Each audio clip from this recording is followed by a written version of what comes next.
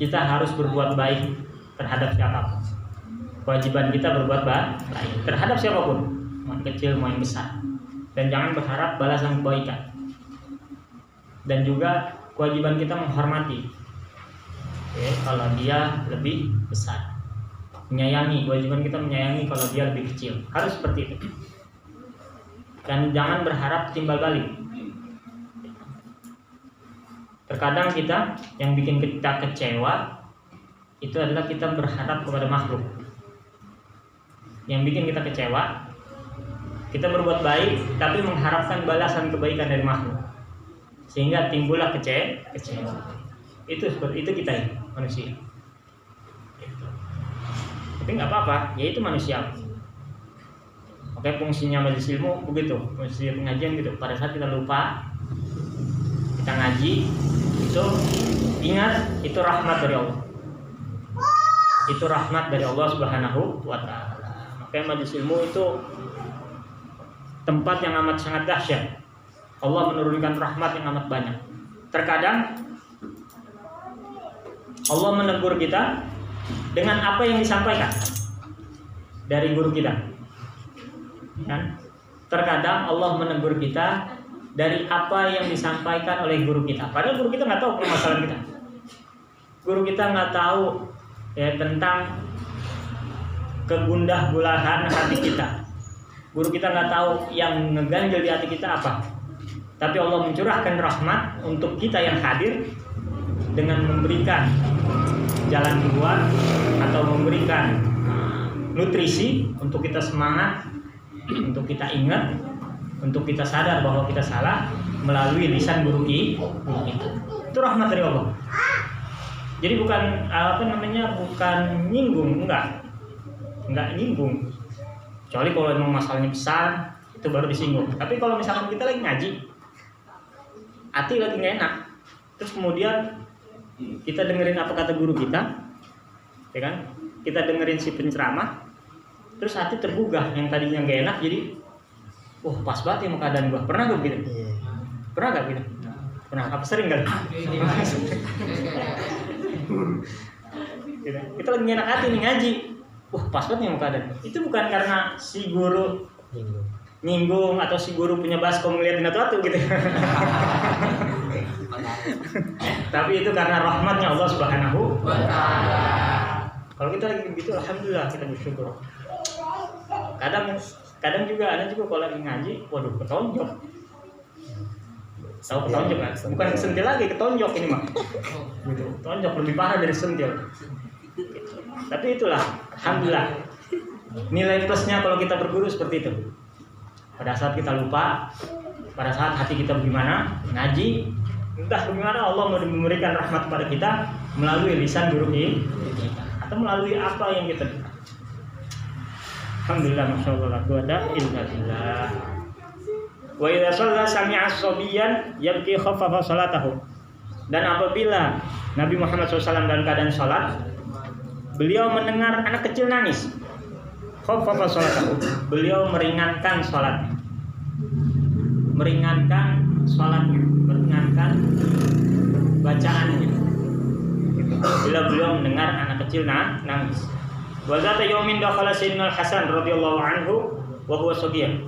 Suatu waktu Sayyidina Hasan radhiyallahu anhu, cucu daripada Nabi Muhammad SAW, yang mana Sayyidina Hasan ini masih kecil. Wa Nabi sallallahu alaihi wasallam yusalli faraqiba zuhra. Dan Nabi Muhammad SAW sedang dalam keadaan sholat. Biasa anak kecil kalau lagi sholat kan dinaikin gitu ya. Faraqiba zuhrahu ini nih. Dinaikin, punggungnya dinaikin. Wa huwa sajidun. Fa'abda fi sujudi. Dan Nabi Muhammad SAW dalam keadaan sujud. Karena cucunya sedang naik, sehingga beliau lambatkan sujudnya. Beliau lamakan sujudnya sampai si anak ini turun. Syafaqatan alaih. Kenapa? Karena sayang terhadap anak kecil. Tapi kalau sekarang kita nggak bisa seperti itu ya. Nabi Muhammad SAW itu beliau dalam keadaan gitu, cucunya dalam keadaan suci. Tapi kalau sekarang anak kecil kan bawa pampers, najis itu. Nggak bisa. Kalau misalkan si si orang tua sholat dengan syarat pampersnya udah lama. Kalau misalkan baru mandi, habis mandi kan ganti pampers baru. Kalau habis mandi, pampersnya baru, pampers lama. Baru kan? Nggak mungkin yang lama juga kan? Kali ngirit gitu. Pampersnya baru, nah itu beda cerita. Tapi kalau yang pampersnya lama, ini pampers bau najis. Kalau dinaikin ke orang tua yang sedang sholat atau siapa yang sholat, berarti itu sholat membawa najis. Harus seperti itu, harus paham. Dan juga kalau misalkan kita punya wudu, nyebokin si anak, itu wudu kita batal. Wudu orang tua itu batal. Kenapa? Karena menyentuh kemaluan depan maupun kemaluan belakang. Pakai apa? Pakai tangan bagian dalam, telapak tangan dan bagian dalam jari jemari. Ini membatalkan wudu. Mau megang kemaluan sendiri atau megang kemaluan anak atau megang kemaluan mayit, itu membatalkan wudu. Ada kalau mencebokin anak nggak batal wudunya. Bagaimana caranya? Digosok pakai tangan belakang. Jangan pakai dalam, pakai tangan belakang. Cebokin gitu. Itu nggak membatalkan wudu. Nah, bisa.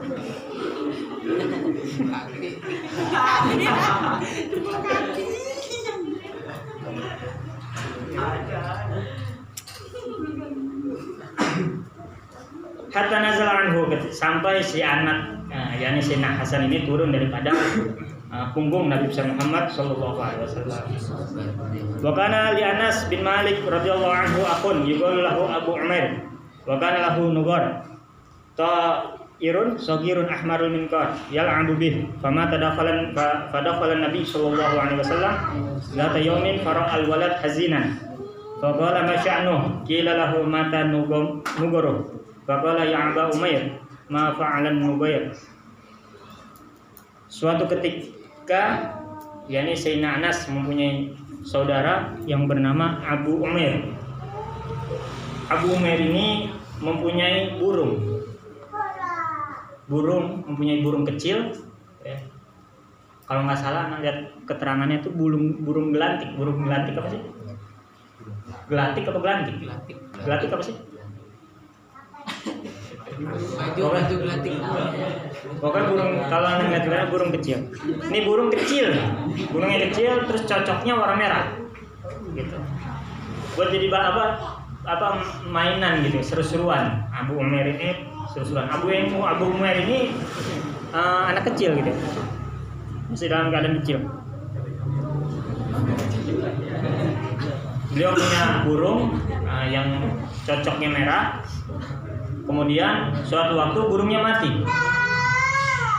dan Nabi besar Muhammad SAW dalam keadaan mendatangi beliau ya, dan melihat beliau dalam keadaan sedih. Ditanya, kenapa? Apa yang membuat dia sedih? Kalau bahasa kita gitu, apa yang membuat dia sedih? Terus ada yang bilang, burungnya meninggal, burungnya udah mati, sehingga nggak ada mainannya lagi. Saking sayangnya ditegur gitu. Apa yang kau lakukan terhadap burung tersebut? Maksudnya jangan sampai membuat anak kecil menangis. Apalagi kalau kita girangin anak kecil itu mendapatkan istimewa di sisi Allah. Inna fil jannah dar. Sesungguhnya di surga itu ada dar itu bisa rumah. Ya, ada tempat yang mana tempatnya ini khusus untuk dimasuki oleh orang-orang yang biasa menggirangkan anak kecil. Di surga ini ada tempatnya ini khusus untuk menggirangkan yang biasa menggirangkan anak-anak kecil. Berusaha untuk girang-girangin orang. Paksakan diri untuk menggirangkan orang. Kemudian nubzatun min akhlaqihi sallallahu alaihi wasallam. Sekelumit daripada akhlak Nabi besar Muhammad sallallahu alaihi wasallam. Wa kana Nabi sallallahu alaihi wasallam hasanal muamalah li ashabihi. Adalah Nabi besar Muhammad SAW, beliau paling baik bersahabat, paling baik ya. Pertemanannya itu baik, persahabatannya itu baik ya. Yabtasimu fi wujuhihim. beliau selalu tersenyum terhadap para sahabat, selalu tersenyum, selalu dalam keadaan riang, gembira gitu. Wa yubasituhum, dan selalu memulai duluan Nabi Muhammad SAW.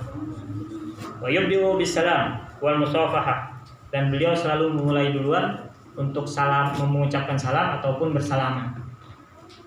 Itu adalah Nabi Muhammad SAW. Satu, beliau selalu tersenyum. Dua, beliau selalu memulai duluan untuk salaman.